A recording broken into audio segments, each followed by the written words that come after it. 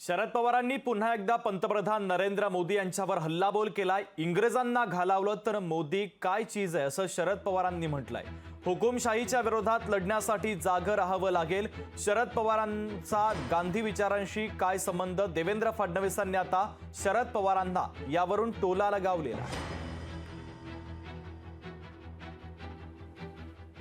जवाहरलाल नेहरूंचा विचार हा मजबूत करण्याची आज आवश्यकता आहे असं विधान मी केलं तर उत्तर त्यांनी दिलं ते आमच्या पक्षात या, त्यांच्या पक्षात कोण जाणार? आसपास सुद्धा मी काय किंवा उद्धव ठाकरे काय आम्ही कधी आयुष्यात उभं राहणार नाही।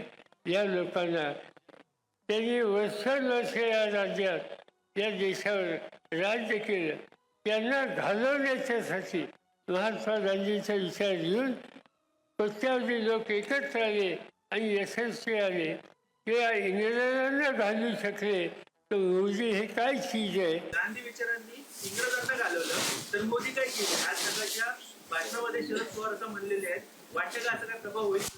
पण पवार साहेबांचा गांधी विचारांशी काय संबंध? ते बोललेत पण काय? बोलले असतील, त्यांचा काय संबंध?